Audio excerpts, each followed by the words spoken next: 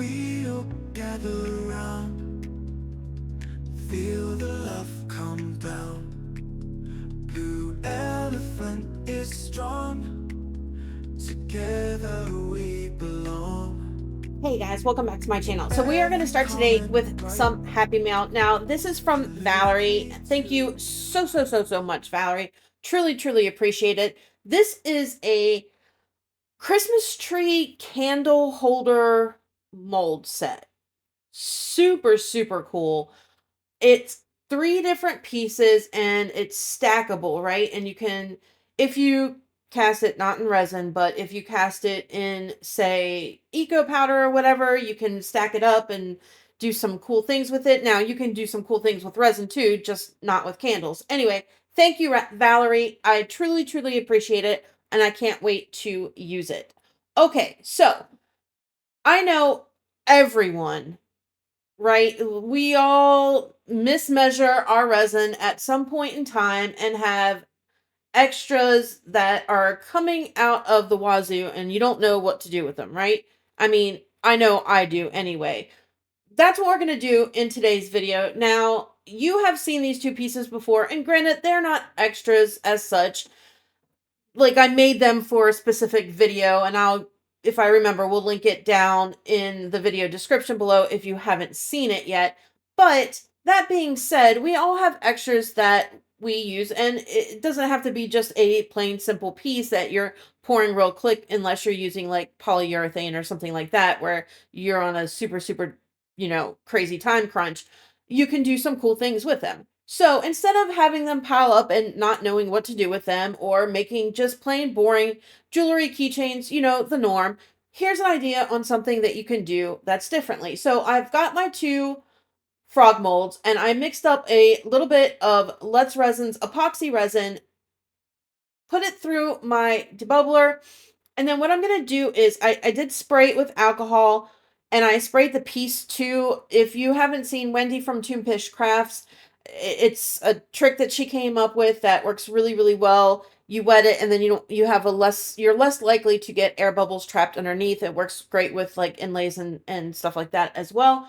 So anyway, sprayed them, put them into the clear resin, and now I'm just gonna let this cure. Now, I did go and dust the eyes in Let's Resin's Chrome Black, and then 2 of the feet on the one. At this point, I'm not 100% sure what color I'm choosing for the background yet, so it may all be moot, but we'll find out when we get to that point. Quick spray with alcohol again, just to pop any surface bubbles. We're going to let that cure. Now, I've got a little bit extra resin left over, and if you watched, I can't remember if it was the last video or the video before, Valerie wanted me to design a glitter for her Wicked Women podcast that she has on YouTube and Facebook. So this is try number 2, and she said that she loves it. So this will be in my eBay store. If it's not already in there, it will be in there shortly. And it is called Wicked Women. It is red, white, and black, all kinds of glitters mixed in there, and it is absolutely gorgeous. So I am just going to, I mixed them up just to show her. We're going to throw it in a couple pieces. This piece, I had extra resin left over and threw it in there.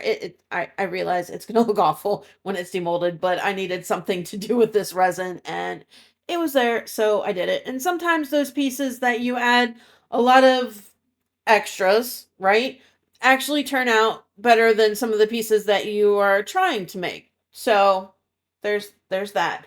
We'll see when we demold it, but I'm not holding my breath on it. And had a little bit left over, so I'm just going to fill up this little turtle guy, and because I didn't have quite enough of the glitter mixture left, I had a tiny bit of clear resin left, so I'm just going to top it off with that, and we're just going to let him do his thing. Okay, so next day, now it is time to do our second coat on these. Now, the resin I'm using right now is not Let's Resin. It's another brand that I used to work with a while ago. I realized that I still had some left, so I am using the rest of what I have just for this frog right here.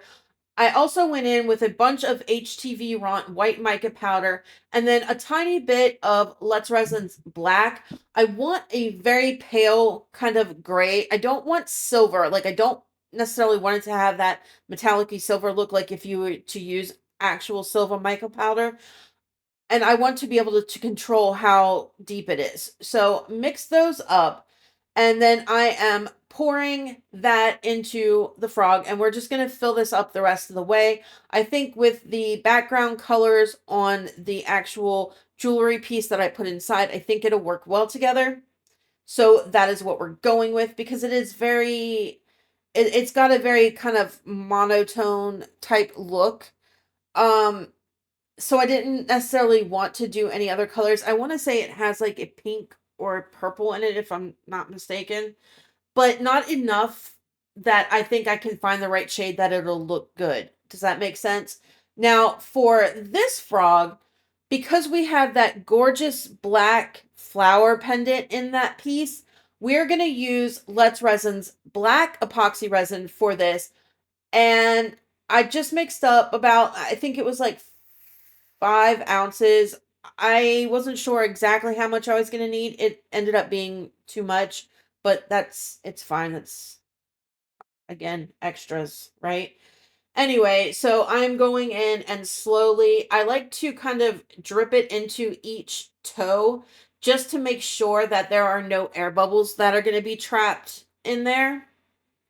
And then once I have it completely filled, I always like to go under the chin on these molds, because air bubbles tend to raise, and that's where they can kind of get trapped and you can get a lot of air bubbles underneath there. So I do like to take a silicone tool or my scribe or something and go up underneath there just to make sure that there are no bubbles that are stuck there. And then we're going to set this off to the side to cure. All right, so this is the same day that I'm pouring the second bit. These are done, so let's go ahead and demold them and see how this glitter looks actually in resin. And here is the little turtle, which is super cute. Do like this glitter a lot. I think it's really pretty. It's got a lot of sparkle in it, and you can see the different, I put different white glitters in there, so it's not all holographic. You've got some that's like shiny, but like, I guess if you were looking at it, it wouldn't be like, if you're kind of looking at it like in the form of, like, say, house paint, you've got flat, you've got semi-gloss, and you've got high gloss. So if you look at the glitter like that, you've got some that's like a semi-gloss, and then some that's like high and holographic and all different cuts and sizes and stuff. It's really pretty. But anyway, so enough about that. On to this one. Now, this is the next day, and it is time to demold these frogs and see what we've got. Now, I will say right now that resin, the brand, makes such a difference.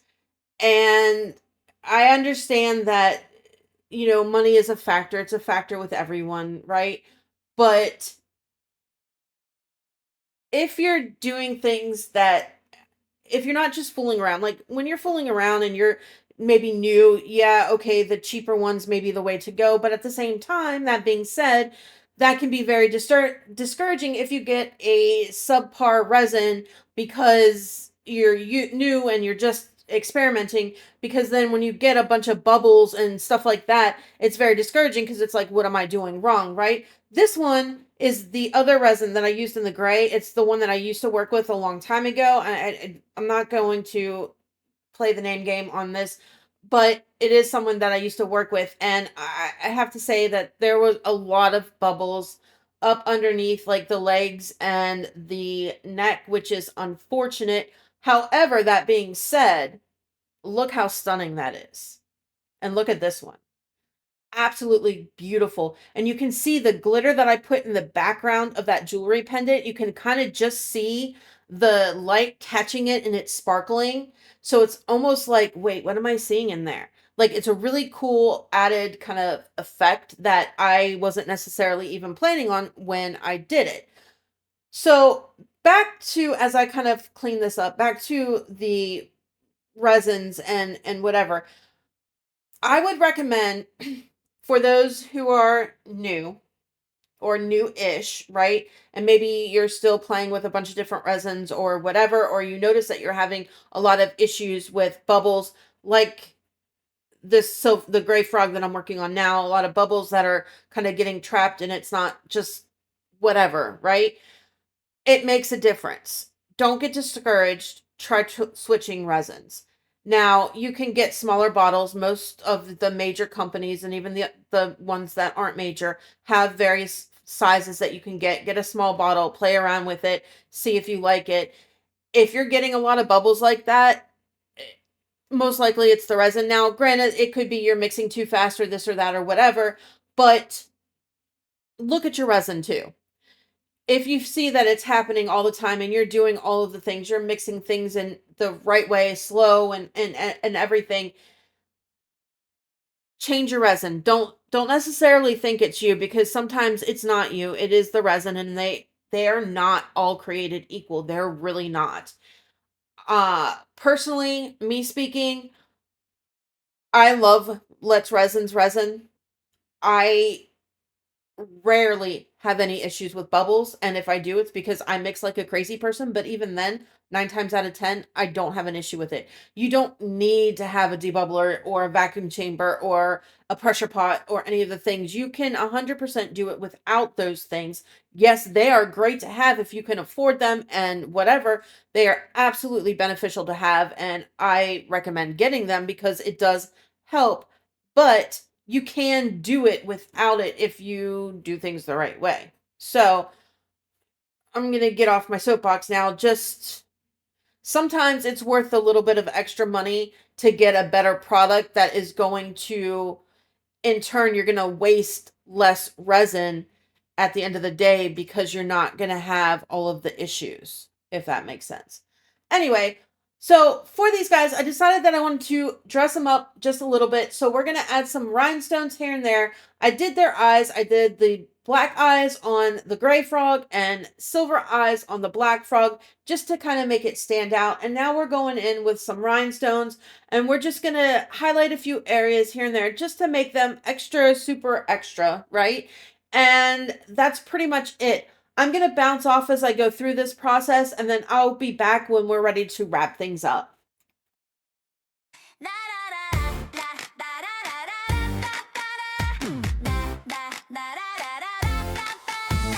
Frogs in the moonlight strut so grand. Tiny top hats, diamonds on their hands. They leap, they shine, a royal parade. Ponds ain't ponds, they're courts of jade. Diamond frogs, oh, they're so extra. Glitter jumps, they're interstellar. Ribbit with style, ribbit with grace. The fanciest frogs in the whole darn place. Emerald lily pads, they're VIP seats. They sip through cocktails, munch on gold leaf treats. Mirror ponds reflect their glowing spree. Who needs a crown when you're born this free? Frogs in tuxes, frogs in gowns, turning swamps into sparkling towns.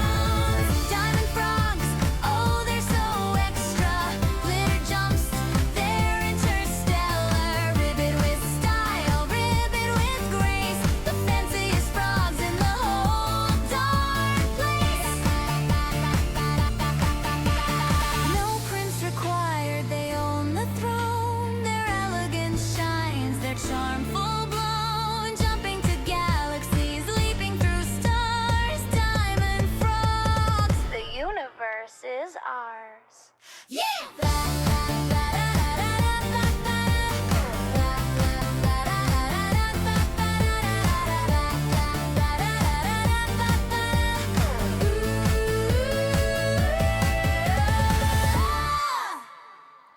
All right, I'm back. So, all in all, I absolutely love these. I think they turned out so cool, so cute. I love the way that just putting those jewelry pieces inside the frog changed it from, just another jewelry piece or a keychain or magnet or whatever, which don't get me wrong is still cool, but into something different, a different way to use them. And it doesn't just have to be the frog mold, it can be whatever you want it to be, right? So there are things that you can do with all of those extra pieces. And even if they're plain extra pieces, decoupage something on them, put some stickers on them, incorporate them in a different way and make them into something that they weren't necessarily intended to be to begin with. Just because a mold says it's a jewelry mold doesn't mean that it just has to be for jewelry. It can be for anything your heart desires. All you got to do is think of it, right? Think outside the box. We know that resin, like everybody's jumped on the resin train and everybody's doing it and everybody's doing the same thing. So if you really want to stand out in this field, in this area, in whatever, and have your art be something different that people want to buy or whatever, just different. Step outside that box and think about different ways that you can incorporate something, not just the same old, same old. Anyway, that is a wrap on this one, guys. Like, subscribe, share, all that good stuff. I will see you on Thursday in the next one. Love ya. Bye. Elephant is strong. Together we belong. In every comment, right? You lift me to new heights. Your support, it's clear, gives me reason to cheer. Blue Elephant Crew, this one's up for you. You make dreams come true with everything you do. Each subscriber's heart playing a vital part. Videos we share, showing how much we care. Likes and shares, they grow. You make the channel glow. Every single view, I owe it all to you. Blue Elephant Crew, this one's up for you. You make dreams come true with everything you do.